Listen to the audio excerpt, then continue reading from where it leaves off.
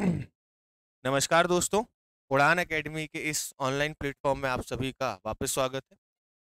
पिछले लेक्चर में हम महावीर स्वामी पढ़ रहे थे, जैन धर्म को पढ़ रहे थे और उसकी फिलॉसफी पढ़ रहे थे, जिसमें हमने जो है वो लगभग आधा हिस्सा हमने देख लिया था और जो उसका रिमेनिंग पार्ट है, वो आज हम इसमें पूरा करेंगे। हमने जो है वो थोड़ा-सा 2 मिनट में एक रिवाइज़ कर लेते हैं कि हमने क्या-क्या देखा था। सबसे पहले हमने महावीर स्वामी का एक परिचय देखा था कि भई ये जैन धर्म के जो है वो 24वें तीर्थंकर थे और वास्तविक संस्थापक इनको जैन धर्म का माना जाता है। इनका वास्तविक नाम वर्धमान था और इनका जो आध्यात्मिक नाम था वो क्या था भाई? महावीर स्वामी था। साथ ही साथ में हमने देखा था कि जब इनको निर्वाण या कैवल्य प्राप्त हुआ, तब ये केवलिन कहलाए, क्योंकि भाई इनको कैवल्य प्राप्त हुआ। जो ये जिन कहलाए, क्योंकि इन्होंने कष्टों को सहा। इसके बाद ये बंधन से मुक्त हुए, तो इनको क्या कहा गया आपका? निर्ग्रंथ कहा गया और अरहत कहा गया। तो ये चारों नाम, पांचों नाम किसके हैं भाई? महावीर स्वामी के हैं। इसके बाद हमने देखा इनका जन्म 540 ईसा पूर्व में जो है वो वैशाली के कुंड ग्राम में बद्दी संघ में हुआ, लेकिन इनका जो संबंध था वो किससे था भाई? आपका इक्ष्वाकु वंश से था। साथ ही साथ में हमने देखा कि भाई इनकी मृत्यु पावापुरी में हुई थी। इनके पिता का नाम सिद्धार्थ है, जो गौतम बुद्ध के बचपन का नाम रहेगा। तो यहाँ पर ध्यान रखिएगा, यहाँ पर इनके पिता का नाम हो जाएगा, वहां पर गौतम बुद्ध के बचपन का नाम हो जाएगा। इसके बाद माता का नाम त्रिशला है, पत्नी जो है उनका नाम यशोदा था और पुत्री का नाम प्रियदर्शना या अनुज्जा था। ये हमने देखा। इसके बाद फिर हमने थोड़ा सा इंट्रोडक्शन इनका और देखा था। परिचय की अगर हम बात करें, तो हमने देखा इनको जो ज्ञान की प्राप्ति हुई थी, ये कहाँ हुई थी भाई? आपका जंभिक ग्राम में हुई थी। और नदी कौन सी थी भाई? ऋजुपालिका नदी थी। ठीक, तो ध्यान रखना, कई बार निरंजना नदी आ जाता है, तो निरंजना नदी जो है वो और ऋजुपालिका नदी जो है, आप ध्यान रखिएगा, दोनों अलग अलग आपका जो है वो रहेगा। ठीक, चलिए। इसके बाद प्रथम उपदेश कहाँ मिला भाई? आपका राजगृह में जो है विपुलांचल पहाड़ी है, पहाड़ी का नाम ध्यान रखना। विपुलांचल पहाड़ी पर जो है वो पहला उपदेश दिया गया। कई बार क्या है, डीप पूछ लेता है, तो आपको जो है वो राजगृह नहीं पूछेगा, क्या पूछ लेगा भाई? किस पहाड़ी पर? तो विपुलांचल पहाड़ी पर दिया गया। और किसको दिया गया भाई? आपका मेद कुमार को दिया गया। पहल इनके जो प्रमुख अनुयायी राजा थे, उसमें राजा चेतक, और चेटक के साथ साथ जो है वो उज्जैन के राजा चंड प्रद्योत जो है वो इनके प्रमुख अनुयायी थे। और इनकी जो पहली ननिया, पहली भिक्षुणी थी, वो कौन थी भाई? चंदना, जो कौन थी भाई? चंपा नरेश दधिवाहन की पुत्री थी। इसके बाद मैंने कहा कि शॉर्ट क्वेश्चन में आ सकता है, मैं इसमें नाया धम्म कहा, तो नाया धम्म कहा का मतलब क्या है भाई? आपका इसका मतलब हो जाएगा जो महावीर स्वामी की शिक्षाओं का संग्रह। देखो, इसमें कंफ्यूजन क्या हो सकता है कि इसमें बीच में आ गया धम्म, और जहां धम्म आपने नाम सुना वहां आपने लिंक कर लिया किससे भाई? बौद्ध धर्म से लिंक कर लिया। तो ध्यान रखना कि नाया धम्म कहा जो है वो महावीर की शिक्षाओं का संग्रह है। इनके जीवन की जानकारी भगवती सूत्र में हमको देखने को मिलती है। इनके अन्य नाम हमने देख लिए थे, कैवलिन, जिन, महावीर और आपका अरहत और निर्ग्रंथ, ये हमने देख लिया था। इसके बाद फिर हम इनकी कुछ शिक्षाओं या जैन दर्शन का जो आपका सिद्धांत है वो हम पढ़ रहे थे, इनकी शिक्षाएं देख रहे थे। और यही आपके एथिक्स के हिसाब से क्या है? बहुत ज्यादा इंपॉर्टेंट है। तो मैंने कहा एक सवाल जो लॉन्ग क्वेश्चन बन सकता है वो सीधा क्या बन सकता है कि जैन धर्म की प्रमुख शिक्षाएं एवं सिद्धांत क्या है? प्रमुख शिक्षाएं अलग से बन सकता है, सिद्धांत अलग से बन सकता है। आंसर आपका सेम रहेगा। जैन धर्म की जगह महावीर स्वामी भी आ सकता है, तो उसको ध्यान रखना। जिसमें हमने देखा था कि भाई हमने इसमें क्या क्या चीजें देखी। हमने देखा कि भाई आपका पहले निवृत्ति मार्ग था, और निवृत्ति मार्ग के बारे में भी मैंने आपको जो है वो बताया था। तो निवृत्ति मार्ग, आश्रव, ये सब हम देख रहे थे। इसमें से हमने क्या क्या देख लिया था? एक तो हमने आपका वे ऑफ लिबरेशन देख लिया था, या निवृत्ति मार्ग जो है वो हमने देख लिया था। इसके अलावा अगर हम बात करें, तो हमने आस्त्रव देख लिया था। पुद्गल गणों का आस्त्रव होता है और इसकी वजह से जीवन व्यक्ति क्या होता है, जो है वो बंधनों में बंधता जाता है। और इन बंधनों को नष्ट करने के लिए क्या था भाई? जो है वो रास्ता क्या था कि हमको जो है वो नए कर्मों को रोकना पड़ेगा। जो नए कर्म कर रहे हैं उनको रोकना पड़ेगा और पुराने कर्मों को नष्ट करना पड़ेगा। तो नए कर्मों को रोकना क्या कहलाता था भाई? आपका संवर कहलाता था। तो हमने संवर भी देखा था कि भाई आपका जो है वो नए कर्मों को रोकना क्या कहलाता है? संवर कहलाता है। और हमने क्या देखा था भाई? निर्जरा देखा था कि पुराने कर्मों को नष्ट करना निर्जरा कहलाता है। और फिर हमने क्या देखा था? हमने कर्मवाद भी देख लिया था, है ना। कर्मवाद में हमने पढ़ा कि कर्मों के कारण ही क्या होता है? आपके अलग अलग जन्म होते हैं, आपके कर्मों से संस्कार उत्पन्न होते हैं और उन संस्कार को भोगने के लिए आपको अगला कर्म, आपका अगला जन्म जो है वो लेना पड़ता है। तो भाई जब अगले जन्म की बात करते हैं तो हमने पुनर्जन्म को भी समझा था, निर्जरा हमने समझ लिया, जीव और आजीव, जड़ और चेतन को हमने समझा था कि जगत का विकास जीव और आजीव से होता है। इसके बाद हमने निर्वाण को भी पढ़ लिया था, है ना, कि मोक्ष प्राप्ति को निर्वाण कहते हैं और निर्वाण की स्थिति में वो आपके अनंत चतुष्टय को जो है वो आपका प्राप्त कर लेता है। ठीक, तो ये हमने जो है वो आपका देखा था। आज जो है हम इसके आगे आपका जो है वो बढ़ते हैं।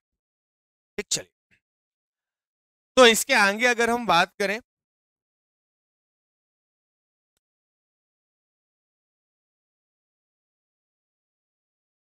ये सब चीजें देख चुके थे हम। चलिए, निर्वाण भी हो गया था, अनंत चतुष्टय भी हो गया था। चलो, एक चीज और देखिएगा, जैन धर्म के 10 लक्षण, है ना। तो जो हम शिक्षाएं वगैरह इनकी लिख रहे हैं, जो हम नोट्स बना रहे थे, उसमें ही आप इसको क्या कर लीजिएगा, अपडेट कर लीजिएगा। तो जैन धर्म के अनुसार जो है वो धर्म के 10 लक्षण बताए गए हैं। कितने लक्षण बताए गए हैं? 10। तो पहला सवाल तो यही बन गया, है ना। पहला सवाल क्या बन गया कि भाई जैन धर्म के अनुसार आप इसको लक्षण कह लीजिए, है ना। या देखो, 10 शील आपको बौद्ध धर्म में भी देखने को मिलेंगे, शील भी देखने को मिलेंगे, तो चाहे इसको आप जो है वो धर्म के 10 लक्षण कह लीजिए, या इसको आप धर्म के 10 क्या कह लीजिए भाई, आपके सद्गुण कह लीजिए, कि हमारे धर्म या आपका जो हमारे अंदर है ये 10 लक्षण जो है विद्यमान होना चाहिए। इसी को क्या कहा, धर्म के 10 लक्षण। तो इसमें पहला देखो, सबके आगे क्या लगा है आपका, सुप्रीम लगा हुआ है, उत्तम लगा हुआ है। इसके अलावा क्या क्या है, तो इन्होंने कहा 10 लक्षण मतलब कौन कौन से। तो पहला लक्षण तो भाई आपको क्षमा करना आना चाहिए। लोगों को क्या आना चाहिए भाई, आपका क्षमा करना आना चाहिए। और जब आप क्षमा करोगे तो भाई इससे दोनों को फायदा होगा। तो वो क्या होता है, अगर आपने किसी को क्षमा किया तो इससे वो भी प्रसन्न हुआ, और आपके अंदर जो आप परेशान हो रहे थे, क्षमा करने से आपको भी क्या मिल गई भाई, शांति मिल गई, है ना।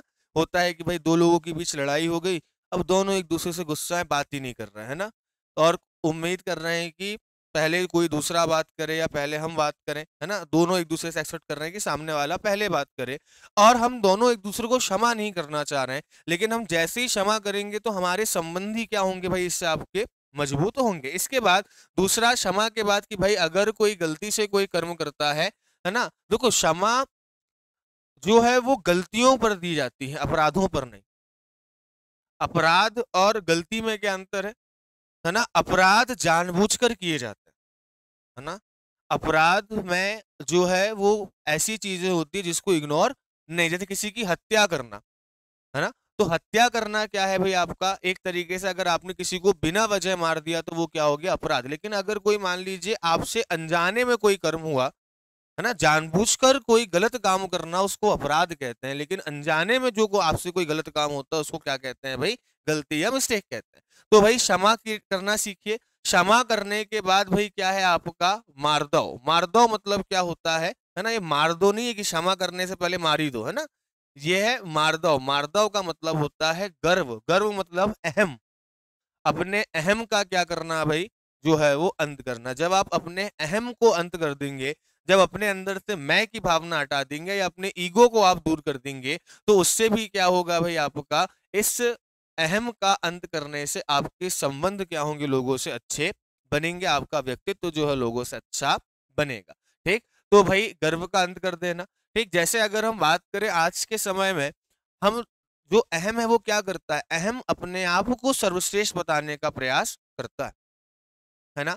जैसे हम कहें कि भाई हम सभी अच्छे हैं, या हम सब में कुछ ना कुछ अच्छा है, इसका मतलब क्या है कि हम सामाजिकता की बात कर रहे हैं, हमारे अंदर अहम नहीं है। लेकिन अगर हम कहें कि नहीं, मैं ही सर्वश्रेष्ठ हूं या मैं ही अच्छा हूं, तो यहां पर क्या हो गया, अहम। और ये अहम ही है, चाहे वो जातिवाद का कारण हो, चाहे वो धार्मिक या संप्रदायवाद जो है उसका कारण हो, ये क्या है आपका अहम। क्योंकि अहम, जहां भी अहम या ईगो आता है, वहां पर क्या होता है, अपने आप को सर्वश्रेष्ठ मानने का प्रयास किया जाता है और दूसरे वाले को निम्नतर जो है वो मानने का प्रयास किया जाता है। और यही होता है कि हम जातियों में देखें चाहे धर्म में देखें, हिंदू धर्म अपने आप को सर्वश्रेष्ठ बताता है, दूसरे धर्मों को निम्नतर बताता है। मुस्लिम धर्म अपने आप को सर्वश्रेष्ठ बताता है और दूसरे धर्मों को निम्नतर बताता है। तो कहीं ना कहीं ये भावना किसकी, आपकी, अहम की है। इसके बाद फिर कहा कि भाई आर्जव, जैसे ही आप गर्व का अंत करेंगे वैसे ही आप सरल हो जाएंगे, है ना, स्ट्रेट फॉरवर्ड हो जाएंगे।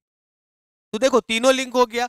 आपने जैसे ही क्षमा किया किसी को, आपके अंदर अहम की भावना नष्ट हो गई, और जैसे ही अहम की भावना नष्ट हुई वैसे ही आपने क्या कर लिया, सरलता ग्रहण कर ली, आप सरल हो गए। तो भाई आपका व्यवहार कैसा हो गया भाई, सरल हो गया, सिंपल हो गया। तो भाई आपका फॉरगिवनेस हो गया। फिर इसके बाद अगर हम बात करें तो ह्यूमिलिटी हो गया। उसके बाद स्ट्रेट फॉरवर्डनेस हो गई, मतलब आप क्या हो गए, सरल हो गए। ठीक, इसके बाद अगला ध्यान रखिएगा, सत्य, है ना। हमेशा क्या बोलिए भाई आप, सत्य बोलिए। जब आप सरल रहेंगे तो क्या बोलेंगे भाई, सत्य बोलेंगे। कई बार अहम हमसे झूठ बुलवाता है ना। आज हम, भाई कोई भी बात हो, आजकल अहम क्या होता है, कई बार ऐसा होता है, अरे मैं ऐसा काम नहीं कर पाऊंगा भले ही मुझे ना आता हो, है ना। पर जब अहम आ गया तो नहीं भाई, मेरी ईगो पर बात होगी तो मैं ऐसा काम क्यों नहीं करूंगा। तो भाई जो है, जैसे आपके अंदर सरलता आई, आपने जो है वो सत्य को समझना चालू कर दिया, है ना। और जैसे ही सत्य को समझना चालू किया वैसे ही आपका शौच जो है वो आपका आ गया, या अगर हम बात करें प्यूरिटी आपके अंदर आ गई। और इसका मतलब होता है आत्मा का शुद्धिकरण। वैसे ही आपकी आत्मा क्या हो गई भाई, आपका शुद्ध हो गई, क्योंकि आप सत्य को जानना प्रयास। तो जैसे ही अगर आपके अंदर अहम नहीं रहेगा, आप सरल होना चालू कर दोगे, आप सत्य को समझना चालू कर दोगे। तो भाई सत्य को समझना ही क्या है, आत्मा शुद्ध हो रही है। सत्य को जानना ही भाई क्या बताया गया है, मोक्ष कैसे मिलता है, सत्य को जानकर ही आपका मोक्ष मिलता है। ठीक। और जैसे जैसे आपके अंदर प्यूरिटी आएगी, जैसे जैसे आपके अंदर शुद्धपन आएगा, वैसे ही आप क्या करना सीख जाएंगे, संयम करना सीख जाएंगे। देखो मैं जोड़कर इसलिए बता रहा हूं ताकि आपको याद रहे। तो पहले क्या सीखना है, क्षमा करना। क्षमा करेंगे किसका अंत होगा, अहम, है ना। तो पहले तो ये याद कर लो क्या क्या है, अर्थ समझ लो, उसके बाद तो फिर नाम ध्यान रखना। तो पहले क्षमा हो गया, उसके बाद क्षमा से कौन मर जाता है, अहम, तो मार दो। और क्या आ जाती है ना, सरलता आ जाती है। तो वो क्या हो गया आपका आर्जव। उसके बाद फिर क्या है भाई आपका सत्य। और सत्य को जैसे जैसे जानेंगे वैसे वैसे हमारी आत्मा शुद्ध होगी, है ना, तो शौच हो गया। उसके बाद फिर क्या हो गया भाई आपका, जैसे ही आपकी आत्मा शुद्ध होगी, सत्य को आप जानेंगे, वैसे ही आपके अंदर संयम का गुण, या अगर हम बात करें कंट्रोल, सेल्फ कंट्रोल का गुण क्या है भाई आपके अंदर आ जाएगा। तो उसके बाद क्या हो गया भाई आपका संयम। और जैसे ही संयम आएगा, संयम का ही अपडेट या संयम का ही एक उच्च रूप क्या है आपका, तप। तप में क्या किया जाता है, इंद्रियों को संयमित ही तो किया जाता है ना।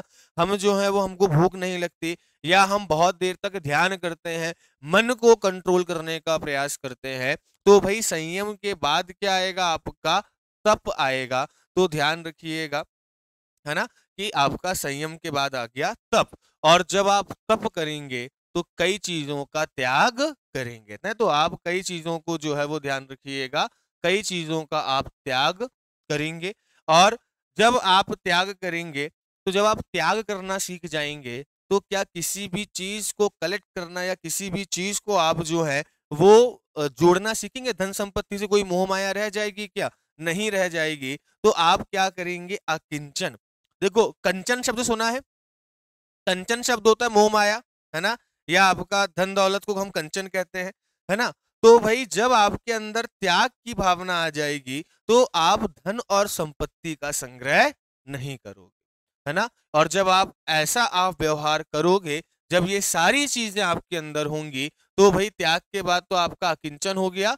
और अकिंचन के बाद ध्यान रखिएगा, जब आपका व्यवहार ऐसा होगा, तो आपका आचरण ब्रह्मा आचरण के समान होगा। तो उसमें क्या हो गया आपका, ब्रह्मचर्य हो गया, है ना। ब्रह्मा धन आचरण मतलब ब्रह्मा के समान आचरण कहलाता है आपका, भाई ब्रह्मचर्य कहलाता है ना। तो मैंने आपको कहा कि ब्रह्मचर्य का मतलब ये नहीं होता है कि केवल हमने गृहस्थ जीवन में प्रवेश नहीं किया।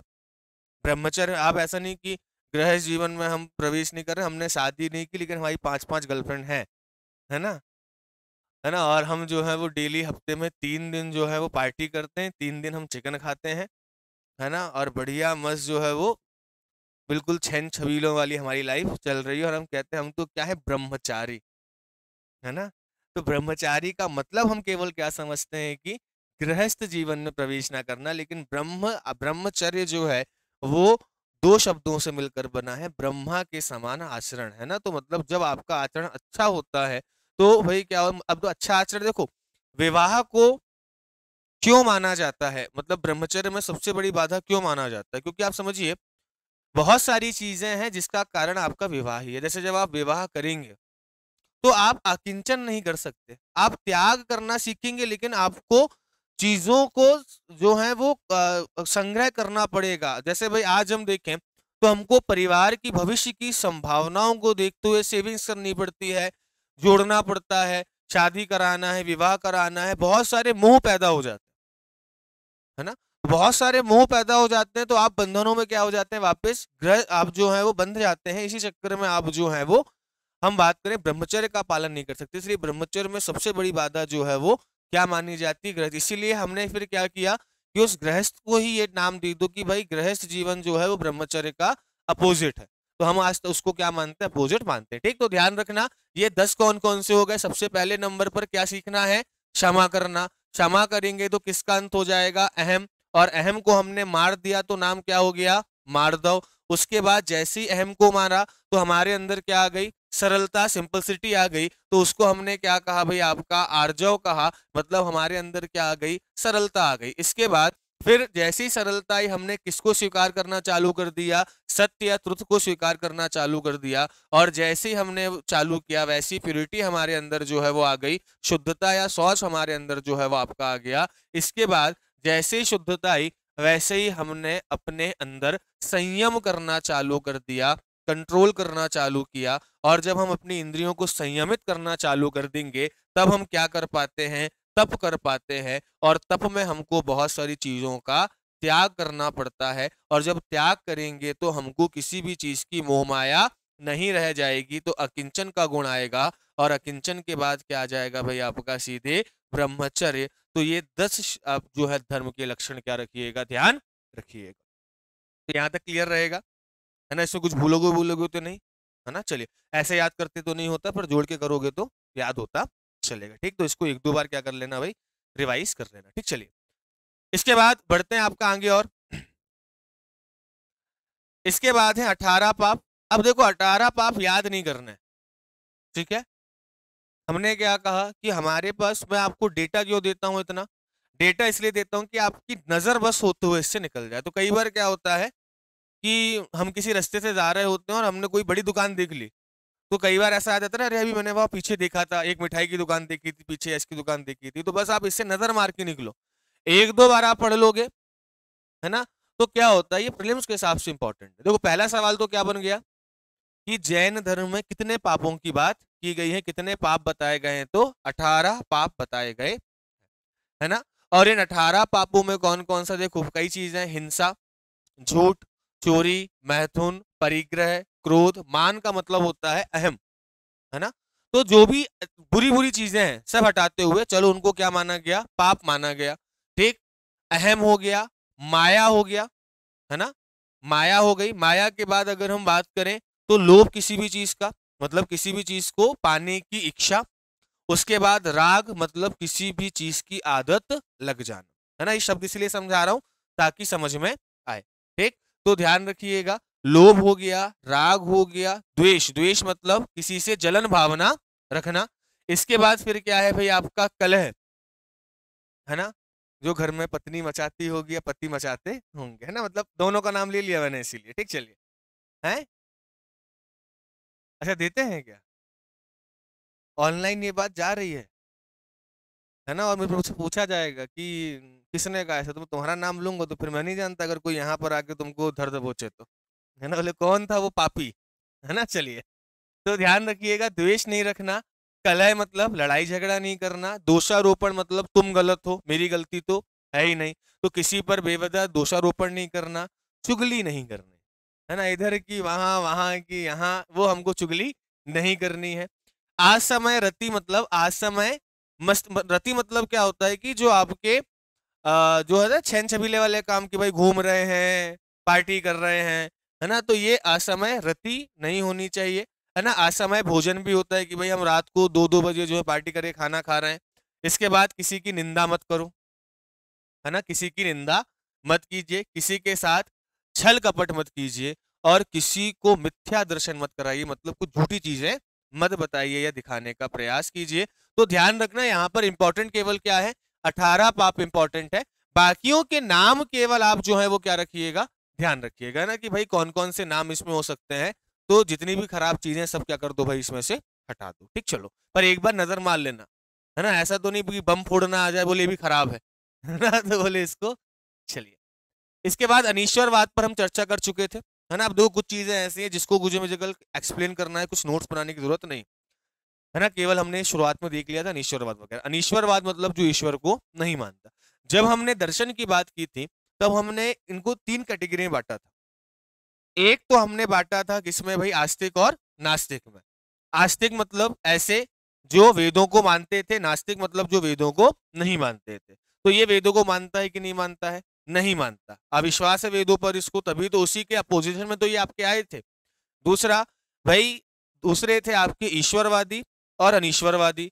ईश्वरवादी ईश्वर को मानने वाले, अनीश्वरवादी जो ईश्वर को नहीं मानते। तो ये ईश्वर को मानते हैं कि नहीं मानते, नहीं मानते।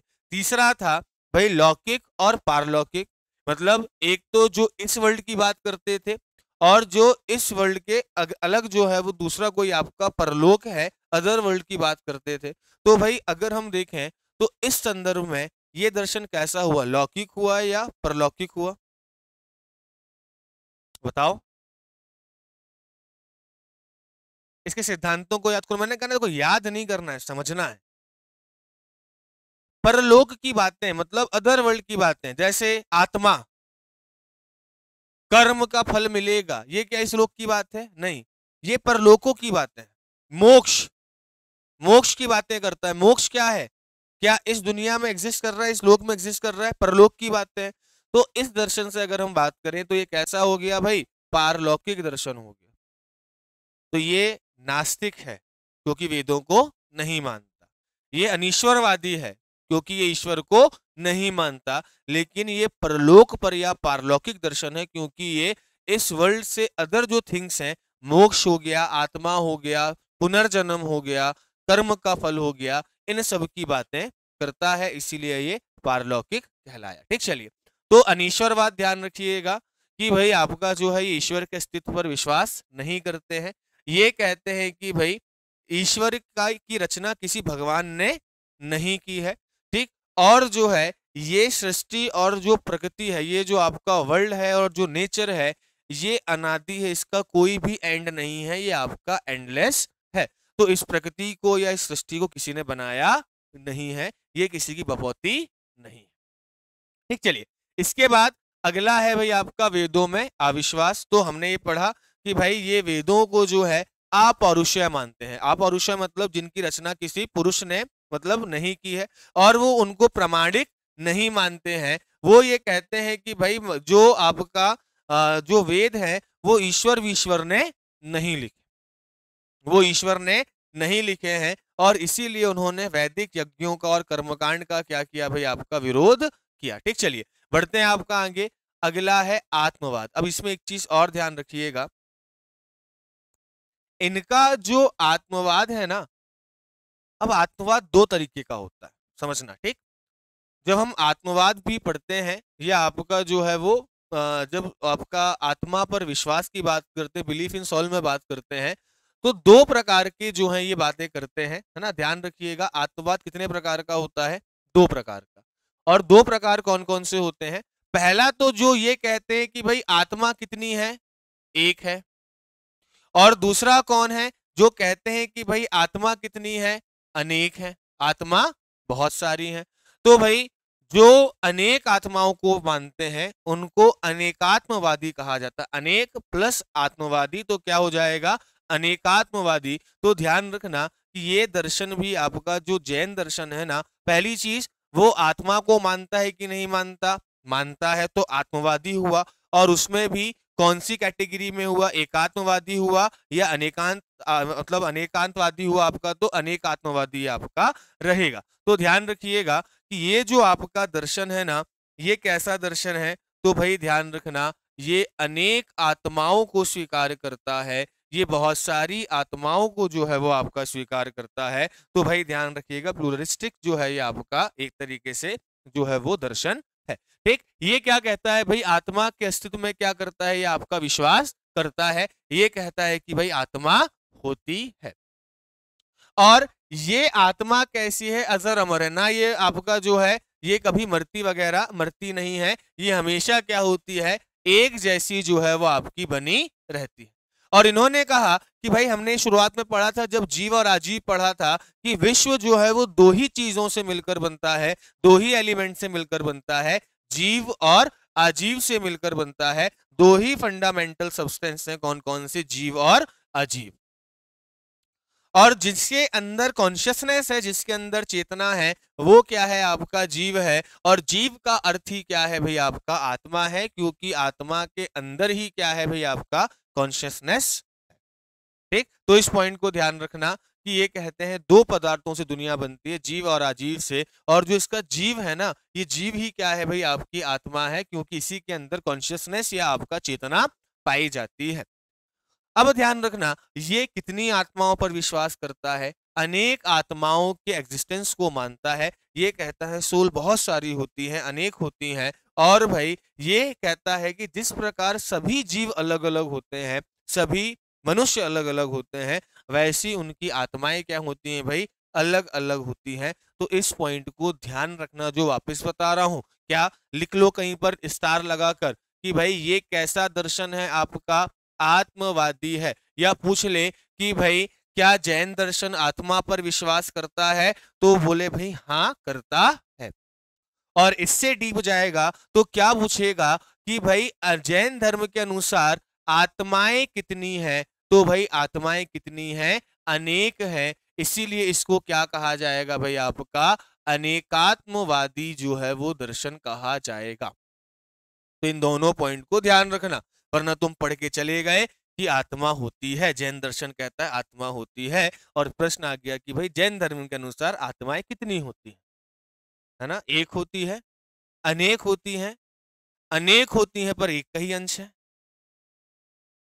है ना। तो फिर बोले सर ये तो आउट ऑफ सिलेबस चला गया, वैसे ही एथिक्स समझ में नहीं आती, और इसमें उन्होंने और ये सब चीजें पूछ लिया है ना। कभी कभी ऐसा होता है कि आत्मा पढ़ते पढ़ते एथिक्स हमारी आत्मा निकलाती है ना कि ठीक है, हमको कोई मोह माया नहीं है, हमको आप एथिक्स में समझाते हैं कि मोह माया नहीं करना है, हमको इस सब्जेक्ट से कोई मोह माया नहीं, हम त्याग कर जा रहे हैं ये सब्जेक्ट, है ना। चलिए, तो सबसे पहले जो ज्ञान दे उसी पर क्या कर दो, अप्लाई कर दो, है ना। तो ये वाला काम है। ठीक, चलिए बढ़ते हैं आपका आगे की ओर। तो आत्मवादी आपका हो गया।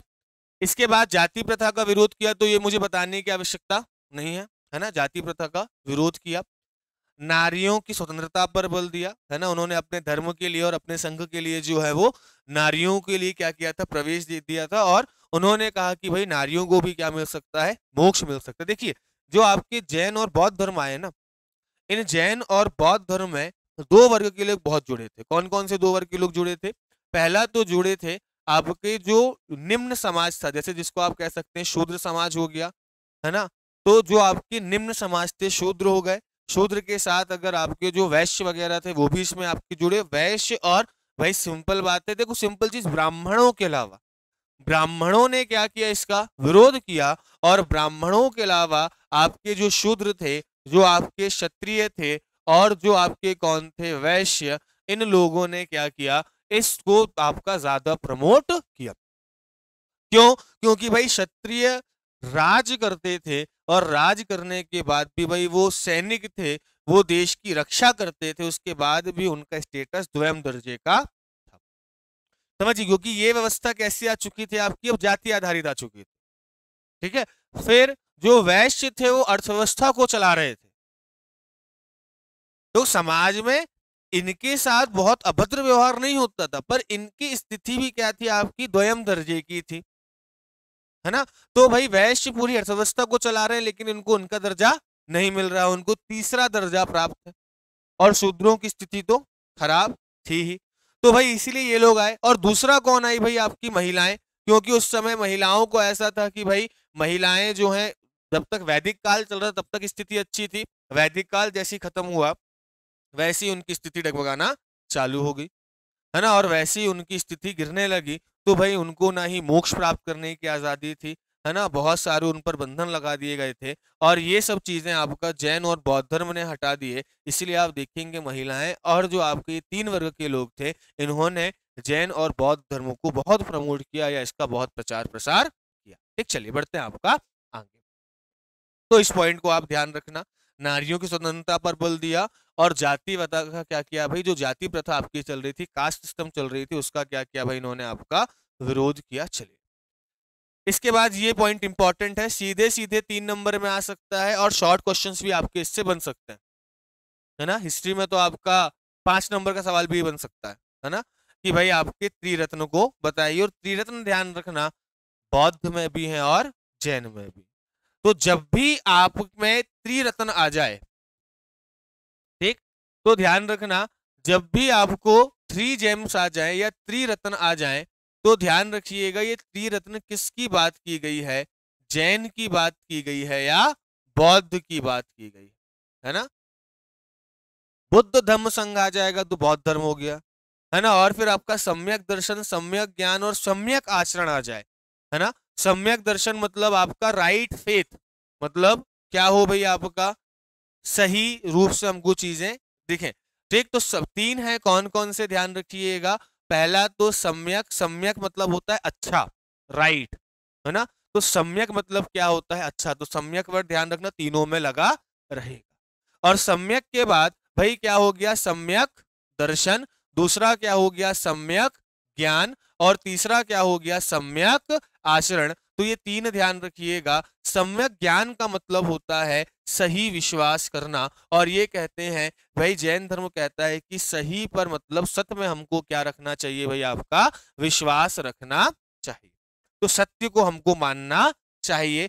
दूसरा भाई सम्यक ज्ञान का मतलब क्या है, इसका मतलब है कि भाई आपका सही विचार, मतलब सत्य को तो आपने सत्य में, सत्य पर पहली चीज विश्वास रखो, और जब आपको ज्ञान होगा तभी आप सत्य और असत्य का भेद कर पाएंगे, सही और गलत का भेद कर पाएंगे। तो ये भी ध्यान रखना कि जब आपके अंदर जब राइट नॉलेज होगा, तब आप जो है ट्रुथ और फॉल्स में डिफरेंस कर पाएंगे। ठीक, ये ज्ञान ध्यान रखिएगा, ये ज्ञान, इसकी हम चर्चा आगे करेंगे। कहते हैं ज्ञान 5 प्रकार के होते हैं। कितने प्रकार के, 5। पहला ज्ञान तो क्या होता है, श्रुति ज्ञान। पहला ज्ञान क्या हो गया, श्रुति, मतलब हम कैसे प्राप्त करते हैं, सुनकर, जो अभी आप प्राप्त कर रहे हैं वो सुनकर ज्ञान प्राप्त कर रहे हैं। दूसरा होता है मति ज्ञान, बुद्धि से जब आप कोई ज्ञान प्राप्त करें, ठीक, क्या हो भाई आपका, बुद्धि से जो आप ज्ञान प्राप्त करते हैं। तो दूसरा, पहला तो सुन लिया आपने श्रुति ज्ञान, सुनकर या पढ़कर आपको जो ज्ञान प्राप्त हो रहा है, ठीक, तो पहला श्रुति ज्ञान हो गया। दूसरा जो बुद्धि से आप ज्ञान प्राप्त कर रहे हैं। तीसरा जो है वो आपका अवधि ज्ञान हो गया, जो समय के साथ आपको ज्ञान होता जाता है, जो अनुभव होता जाता है। इसके बाद भाई मन, मान पर्याय हो गया। मन पर्याय मतलब जो अनुमानों के द्वारा आपको क्या होता है भाई, ज्ञान होता है। और फिर उसके बाद अंतिम ज्ञान क्या हो गया भाई, आपका कैवल्य हो गया, जो आपका पूर्ण ज्ञान होता है। ठीक, तो श्रुति ज्ञान, मति ज्ञान, अवधि ज्ञान, है ना, जो समय के हिसाब से, देश के हिसाब से आपको ज्ञान होता है। जैसे आज हमारी सोच में और हमसे जो बड़े हैं उनकी सोच में क्या है, आपका डिफरेंस है। आज हमारी सोच में और जो जापान के लोग हैं उनकी सोच में क्या है, आपका अंतर है। ठीक, मान पर्याय हो गया और कैवल्य हो गया। इसके बाद क्या है, मान पर्याय मतलब जो आपका अनुमान, और इसमें 2 चीजें, जो देश के हिसाब से आपको ज्ञान मिलता है, स्थान के हिसाब से जो आपको ज्ञान मिलता है ना, मतलब जो जो कंट्री आपकी कंट्री होती है, मतलब हाँ सर, आपकी जगह के हिसाब से। और इसका 1-2 अर्थ और है। मान पर्याय मतलब सिंपल चीज है कि आप किसी चीज को मानकर चल रहे हैं। जैसे भाई हम अगर भारत में कुछ चीजें मानकर, कुछ विचारधाराएं आपकी हैं, उसके हिसाब से ज्ञान हमको मिलता है ना। तो मान पर्याय मतलब क्या हो गया, एक तरीके से आपका किसी चीज को मानकर या किसी चीज को अनुमानित कर कर क्या करते हैं, हम ज्ञान प्राप्त करते हैं। ठीक, चलिए, तो ये 5 प्रकार के ज्ञान ध्यान रखिएगा। और उसके बाद फिर क्या है भाई, जब आप ज्ञान सीख जाएंगे तो आप क्या करेंगे भाई, अच्छा आचरण करेंगे। सिंपल बात है, सुकरात भी कह गया कि भाई हम जो है वो जो व्यक्ति बुरा नहीं होता है, व्यक्ति बुरा इसलिए होता है क्योंकि वो सही या गलत का ज्ञान नहीं होता है। तो जब आपको सही या गलत का ज्ञान होगा तब आपका आचरण कैसा होगा भाई, तब आपका आचरण अच्छा होगा। और इसमें भाई आपके अहिंसा, सत्य, अस्तेय, ब्रह्मचर्य और अपरिग्रह जैसे पंच महाव्रत वगैरह आपके आ जाएंगे। तो त्रिरत्नों के नाम ध्यान रखना। त्रिरत्न कौन कौन से हो जाएंगे, सम्यक दर्शन हो जाएगा, सम्यक ज्ञान हो जाएगा और सम्यक आचरण हो जाएगा। सम्यक दर्शन मतलब सत्य के प्रति श्रद्धा रखना। सम्यक ज्ञान मतलब सही और गलत का ज्ञान होना। और तीसरा अगर हम बात करें तो भाई आपका सम्यक आचरण मतलब आपका जो है वो कंडक्ट, आपका आचरण अच्छा होना चाहिए। ठीक, चलिए आगे अगर हम बात करें पंच महाव्रत, और ये पंच महाव्रत तो आपको पता ही होंगे, है ना, सत्य, अहिंसा, अस्तेय, अपरिग्रह और ब्रह्मचर्य। अब ध्यान रखना इसमें एक चीज कि भाई पहले तो कितने थे भाई आपके, केवल 4 ब्रह्मचर्य थे। 5वां ब्रह्मचर्य जो है वो आपका किसने जोड़ा भाई, महावीर स्वामी ने जोड़ा। ठीक, तो ब्रह्मचर्य जो है वो ध्यान रखिएगा किसने जोड़ा भाई, आपके महावीर स्वामी ने जो है वो जोड़ा। और ये सब ब्रह्मचर्य कब जोड़ते हैं, जब खुद विवाह कर लेते, है ना, बोले हमने तो विवाह कर लिया, अब हम तुमको यही सलाह देंगे कि तुम विवाह मत करो। तो क्या करो भाई, ब्रह्मचर्य का पालन करो। ठीक, चलिए तो भाई पंच महाव्रत, अब ध्यान रखना जब ये पंच महाव्रत किसके लिए हो जाएंगे, जो इनके साधु संत वगैरह होंगे। तो जो आपके जैन के जो शिष्य या जो आपके साधु होंगे उनके लिए क्या रहेंगे, पंच महाव्रत। ठीक, तो ध्यान रखना जो साधु होंगे उनके लिए 5 क्या कहलाएंगे, इनको आपके पंच महाव्रत। और जो गृहस्थ होंगे उनके लिए ये क्या हो जाएगा, 5 अणुव्रत हो जाएंगे, है ना। मतलब कि भाई आपका इसमें थोड़ी शिथिलता जो है वो आपको दे दी जाएगी। तो पंच महाव्रत कौन कौन से हो गए, सत्य, समझाने की आवश्यकता है क्या, नहीं, है ना, सत्य बोलना और सत्य का पालन करना। दूसरा है अहिंसा, जीव को किसी भी प्रकार से हिंसा नहीं पहुंचाना है, ना कर्म से ना वाणी से, है ना। तो मन, कर्म और वचन, मन, कर्म और वचन, मन मतलब किसी के बारे में बुरा विचार नहीं लाना, किसी को बुरा नहीं बोलना है, ना ही किसी के साथ बुरा करना है। तो अहिंसा में 3 चीजें आती हैं, मन, कर्म और वचन, इन तीनों से किसी को भी बुरा नहीं बोलना या ऐसा नहीं करना जिससे उसको बुरा लगे। अस्तेय, किसी भी प्रकार की चोरी ना करना। अब चोरी का मतलब ये नहीं होता है कि जो है किसी का आपने सामान चुरा के रख लिया, यहां पर मतलब है कि किसी भी दूसरे व्यक्ति की किसी भी वस्तु का प्रयोग उसकी अनुमति के बिना नहीं करना। जैसे मान के तो तुम्हारे पास बोतल रखी हुई है, पानी भरा हुआ और तुम्हारे बगल वाले ने उस बोतल को उठाया और पानी पी गया, तो ये क्या कहलाया, अस्तेय कहलाया। मतलब आप क्या कर रहे हो, अस्तेय कहलाया, आप चोरी कर रहे हैं। तो बिना अनुमति के इसने बॉटल रख दी पीछे, है ना, तो बिना अनुमति के दूसरी की चीजों को हाथ नहीं लगाना, है ना। इसलिए अब एसी ऑन करो तो क्या करो, पहले पूछना पड़े सर एसी ऑन कर लें क्या, है ना, है ना। चलिए तो ध्यान रखिएगा कि भाई अस्तेय मतलब का क्या होता है, चोरी करना। मतलब क्या कि चोरी क्या होती है, यही तो होता है ना कि भाई बिना अनुमति उस सामान हम ले गए, बस अंतर ये है कि यहाँ वापस कर देते हैं, वहां वापस नहीं करते, है ना, बस यही अंतर होता है। तो ध्यान रखिएगा। इसके बाद है ब्रह्मचर्य। ठीक, ब्रह्मचर्य का पालन करना मतलब काम वासना से दूर रहना, है ना, मतलब वासनाओं से दूर रहना, इच्छाओं से दूर रहना। और अपरिग्रह मतलब क्या होता है, संपत्ति और सांसारिक वस्तुएं, जो इस संसार की वस्तुएं उनका संग्रह ना करना और भाई मोह माया से दूर रहना। ठीक, और जब गृहस्थ जीवन पर जब आपके गृहस्थों के लिए होगा तो ये कहेगा कि भाई जितनी आवश्यक है उतनी संग्रह करो केवल, है ना, उससे ज्यादा आप संग्रह मत करो। ठीक, चलिए तो ये क्या हो गए भाई आपके पंच महाव्रत जो है वो आपके हो गए। बढ़ते हैं आपका इसके और आगे, चलिए तो पंच महाव्रत के बाद देखो दो सिद्धांत है, अनेकांतवाद और आत्मवाद, सॉरी अनेकांतवाद और स्यादवाद, ये दो चीज और समझ लो, उसके बाद चीजें होती हैं खत्म। ठीक, चलिए। एक है आपका अनेकांतवाद, इसको इससे समझोगे तो समझ में नहीं आएगा, पहले आप इस पॉइंट को समझ लो तो आपको चीजें समझ में आएंगी। अनेकांतवाद क्या कहता है? ठीक, क्या है भाई आपका अनेकांतवाद? ठीक, चलिए। अरे क्या हो गया भाई पीछे, चलिए।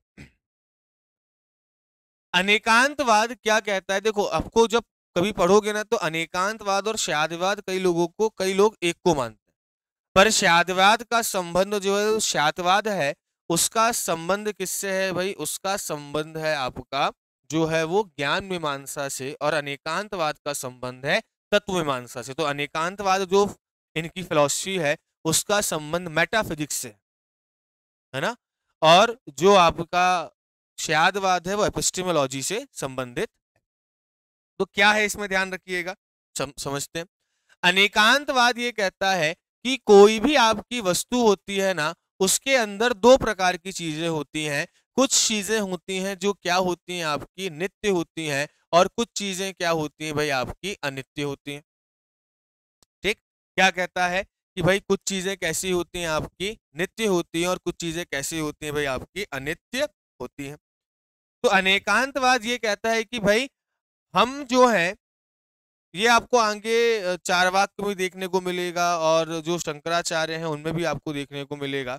ये क्या कहता है कि भाई हम जो हैं, जैसे मान के चलिए हमने एक देखा कि भाई आपका गोल्ड है, इस गोल्ड से क्या बन सकता है भाई? चेन भी बन सकती है, हार भी बन सकता है, अंगूठी भी बन सकती है, बिस्किट भी बन सकती है। कौन पहनता है भाई सोने की पायल? उसमें ठीक है। तो अब समझिए, जैसे अगर मैं बात करूं इन सब में, चलिए एक मिनट समझिएगा, इन सब में मैं पूछूं कि अनित्य या इनरेगुलर क्या है जो चेंज होता हुआ रह रहा है? वो क्या है? इसका आकार। अनित्य क्या है?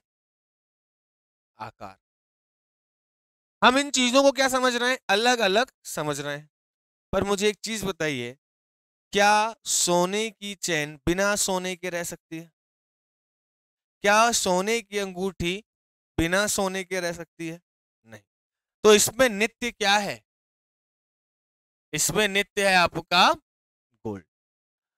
तो ये कहता है कि भाई जिसको हम वस्तु जो हम कह रहे हैं ना, उसके अनेक हिस्से होते हैं, है ना, उसको अनेक प्रकार से देखा जा सकता है।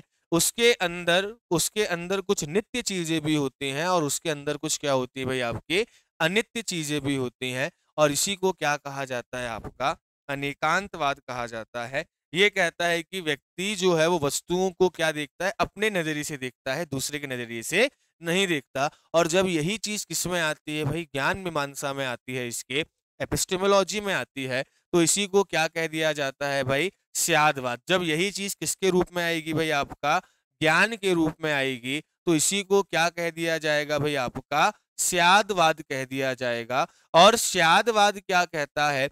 स्यादवाद एक कहानी है जो समझाती है सत्य को। वो क्या कहता है? स्यादवाद के लिए हमेशा एक उदाहरण दिया जाता है। क्या उदाहरण दिया जाता है? कि भाई 7 अंधे हैं। क्या है? 7 अंधे। और इन 7 अंधों के सामने एक बड़ा सा क्या रख दिया गया? हाथी रख दिया गया। और इनसे पूछा गया कि भाई बताओ हाथी कैसा है? एक गया जिसने क्या पकड़ी भाई? हाथी की सूंड पकड़ी। और इन्होंने कहा कि हाथी किसके जैसा है भाई? अजगर जैसा है। एक ने क्या किया? जो है वो हाथी की पूंछ पकड़ी और कहा कि भाई हाथी कैसा है? रस्सी जैसा है। एक ने क्या किया भाई? उसके पैर पकड़े और कहा कैसा है भाई? हाथी खंबे जैसा है। उसके बाद एक ने क्या पकड़ा? पेट पे हाथ रखा और क्या कहा? हाथी कैसा है भाई? दीवार के जैसा है।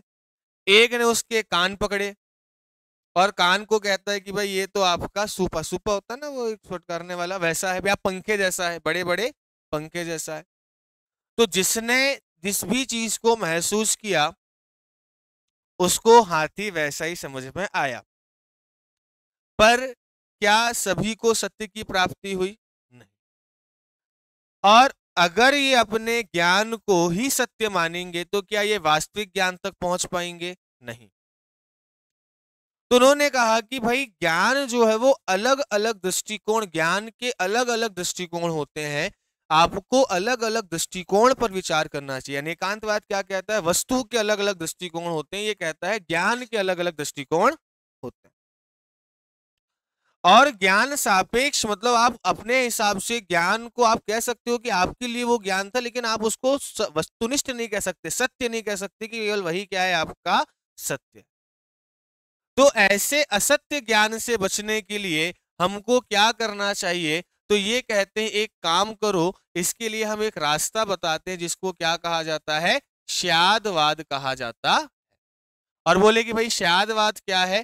तो बोले कि भाई जैसे 7 अंधों ने क्या की भाई, आपकी अलग अलग चीजें बताई, समझो। जैसे अगर ये कहते कि भाई हाथी अजगर जैसा है तो गलत हो जाता। पर अगर ये कहे कि हाथी शायद अजगर जैसा है, तो यहां पर शायद लगा दिया, तो उन्होंने अपने ज्ञान में संशय पैदा कर दिया। और भाई जब संशय पैदा किया तो उन्होंने अपने ज्ञान को वस्तुनिष्ठ ज्ञान नहीं बताया, मतलब यूनिवर्सल या ऑब्जेक्टिव ट्रुथ नहीं बताया। तो ये क्या कहते हैं कि भाई श्यादवाद कहता है कि आप क्या कर दो, श्यादवाद कहता है कि आप जो है वो इन चीजों से बचने के लिए सब वाक्यों के आगे क्या लगाना चालू कर दो? शायद। और शायद को कहा जाता है स्यात्। तो हर शब्द के आगे क्या लगा दो? शायद लगा दो, है ना। तो जब आप शायद लगाओगे तो ये कहते हैं कि भाई 7 प्रकार के वाक्य बन सकते हैं। कैसे बन सकते हैं 7 प्रकार के? कि शायद है, शायद नहीं, है ना। तो कोई भी चीज शायद है, शायद नहीं। और जब शायद है नहीं है, तीसरा पॉइंट जो है वो आपने जोड़ दिया कि शायद, ये याद करने के लिए बता रहा हूं कैसे याद करोगे। शायद कहा नहीं जा सकता, शायद, या उसको व्यक्त नहीं किया जा सकता। तो जहां शायद है तो वहां पर यूज करते हैं स्यात् अस्ति, संस्कृत थोड़ी सी पढ़ लो। और जहां नहीं है तो स्यात् नास्ति। और जहां नहीं कहा जा सकता तो वहां लिख दिया हमने स्यात् अव्यक्त्यम, शायद उसको अव्यक्त, वो अव्यक्त है या उसको व्यक्त नहीं किया जा सकता। ठीक। तो स्यात् अस्ति हो गया, स्यात् नास्ति हो गया, और स्यात् अव्यक्त्यम हो गया, मतलब उस चीज को आपका व्यक्त नहीं किया जा सकता। फिर हमने कहा तो ये 3 सेंटेंस हो गए ना, अब 3 से मिला के अपन सब बनाएंगे। फिर उन्होंने कहा कि शायद है, शायद नहीं भी है, मतलब शायद है और नहीं भी, है ना, शायद है और नहीं भी। फिर उन्होंने कहा कि शायद है, शायद है, पर कहा नहीं जा सकता, पर कहा नहीं जा सकता। फिर ये तीनों सेंटेंस लगा दो वापस, है ना। शायद नहीं है, शायद नहीं है, पर कहा नहीं जा सकता। और फिर लगा दो कि शायद, अरे ये क्या हो गया, अरे अरे अरे, ये क्या, चलो ठीक है। शायद है, शायद नहीं भी है, और शायद कहा भी नहीं जा सकता। तो उन्होंने कहा श्यातवाद का मतलब हो गया कि भाई आप क्या करो, 7 तरीके के सेंटेंस बोल दो, सबके आगे श्यात लगा दो, मतलब शायद लगा दो। तो शायद एग्जिस्ट करती है, मतलब शायद है, शायद नहीं है। पहले सेंटेंस देख लो, शायद है, शायद नहीं है, कहा नहीं जा सकता। है ना, मतलब एग्जिस्ट करती है, एग्जिस्ट नहीं करती है, और शायद उसको हम एक्सप्रेस नहीं कर सकते। फिर हमने क्या जोड़ा, शायद है भी और नहीं भी। शायद है पर कहा नहीं जा सकता, शायद नहीं है पर कहा नहीं जा सकता, शायद है, शायद नहीं भी है, शायद कहा भी नहीं जा सकता। और जब इन्हीं को संस्कृत में आप कन्वर्ट कर दोगे तो शायद अस्ति, शायद नास्ति, शायद अव्यक्तम, शायद अस्ति च अव्यक्तम, शायद नास्ति च अव्यक्तम, शायद अस्ति नास्ति च अव्यक्तम, है ना, कि शायद है भी नहीं भी और उसको व्यक्त नहीं किया जा सकता। क्या ये बता देता हूं ना सर, क्या बोल रहा हूं। संस्कृत पढ़ा रहा था थोड़ी सी, हमने कहा संस्कृत पढ़ ली जाए तो बेहतर है। ठीक, चलिए तो आपका यहाँ पर जो शायदवाद है ये भी आप तो थ्योरीज की पढ़ लेना, जो मेन कॉन्सेप्ट है वो मैंने आपको समझा दिया। ये वही चीज है कि भाई सत्य के अलग अलग दृष्टिकोण होते हैं। जब आप किसी भी चीज के ज्ञान की प्राप्ति करते हैं तो रिलेटिव ट्रुथ आपको मिलता है, रिलेटिव नॉलेज आपको मिलता है, ना कि ऑब्जेक्टिव नॉलेज आपको मिलता है। मतलब आपके हिसाब से ही वो चीज केवल सत्य हो सकती है, जरूरी नहीं कि वो दूसरे के हिसाब से सत्य हो। कहीं पर 6 बना हुआ है, एक व्यक्ति देखेगा तो उसको 9 दिखाई देगा, एक व्यक्ति देखेगा तो 6 दिखाई देगा। ठीक, चलिए तो ध्यान रखना, इसी को सप्तभंगी न्याय कहा जाता है ना, या 7 फोल्ड प्रेडिक्शन कहा जाता है। प्रेडिक्शन मतलब शायद की हम बात करते हैं, तो ये लिखे हुए हैं भाई आपके क्या, शायद। तो ये कहते हैं कि भाई आप अगर मान लो सत्य के बहुआयामी दृष्टिकोण को पहचानना हो तो सबके आगे क्या लगा दो भाई, आप शायद लगा दो। ठीक, चलिए तो सप्तभंगी न्याय आपका हो गया। इसके बाद शायदवाद का महत्व समझ लीजिए। ये क्यों जरूरी है, क्योंकि समाज के लिए जरूरी है, ये समाज को लिबरल बनाता है, उदार बनाता है। जब हम केवल अपने ही ज्ञान को सत्य मानते हैं या अपने ही ज्ञान को परम सत्य मानते हैं तो हम दूसरे की बातों को स्वीकार नहीं करते हैं। और जब हम दूसरे की बातों को स्वीकार नहीं करते हैं तो भाई ये समाज के लिए क्या होता है, हानिकारक होता है। इसीलिए हम, हो सकता है कि हमारा ज्ञान हमारे हिसाब से सही हो लेकिन सामने वाले व्यक्ति का नॉलेज भी सही हो सकता है, तो शायद हमारा ज्ञान भी सही हो सकता है, शायद सामने वाले का ज्ञान भी सही हो सकता है। व्यक्ति के अंदर जो है वो एक लिबरल जो है एटीट्यूड उसके अंदर डेवलप होता है, क्योंकि जैसे ही वो शायद लगाता है वैसे ही उसके अंदर का अहम मर जाता है और वो नई नई चीजों को स्वीकार करना क्या कर देता है, प्रारंभ कर देता है। ठीक, चलिए फिर वही चीज है, समाज में सांप्रदायिकता है ना, जो जातिवाद फैला हुआ है कास्ट को लेकर, जो लैंगिक भेदभाव फैला हुआ है, ये सब चीजें आपकी नहीं होंगी, है ना। सभी धर्मों के समन्वय के लिए, सभी जातियों के कोऑर्डिनेशन के लिए ये शायदवाद क्या होता है भाई, आपका काम करता है। और ये क्या करता है, आपको तर्क करने की जो है वो शक्ति देता है। अगर आप किसी भी चीज को बिल्कुल सत्य नहीं मानेंगे, उस पर संशय रखेंगे, तो आप क्या कर पाएंगे भाई, तर्क रख पाएंगे। हम क्या करते हैं भाई, मैथ क्या सिखाता है हमको, मैथ में एक स्टेटमेंट आया, एक आंसर आया, हम उसको तर्कों के माध्यम से पहुंचते ना वहां तक। ठीक है, चलिए इसके बाद वही है, आपको क्या बनाता है भाई, नैतिक बनाता है। तो ये चीजें ध्यान रखिएगा। ये आपका जो होता है समाप्त। फिर आपके पास ये पेज है, इस पेज में आपको पूरी चीजें जो हमने पढ़ी हैं वो एक ही पेज में आपको सारी चीजें मिल जाएगी। तो इसका भी आप निकाल लेना एक प्रिंट और, है ना, पढ़ लेना। तो आज भाई आपके खत्म होता है। ठीक, जो ऑनलाइन देख रहे हैं उनको भी हम बता देते हैं कि भाई ये आपकी पीडीएफ आपको डिस्क्रिप्शन में नीचे मिल जाएगी। और हमारे जो है वो आप चैनल्स को सब्सक्राइब कर लीजिए और सोशल मीडिया पर जुड़ सकते हैं, व्हाट्सएप पर जुड़ सकते हैं, तो वहां पर भी आपको ये सब चीजें मिल जाएंगी। ठीक, तो आज इस लेक्चर को यहीं पर खत्म करते हैं। कल मिलते हैं किसके साथ भाई, आपका गौतम बुद्ध के साथ। तो सभी को धन्यवाद। जय हिंद, जय भारत, जय भारत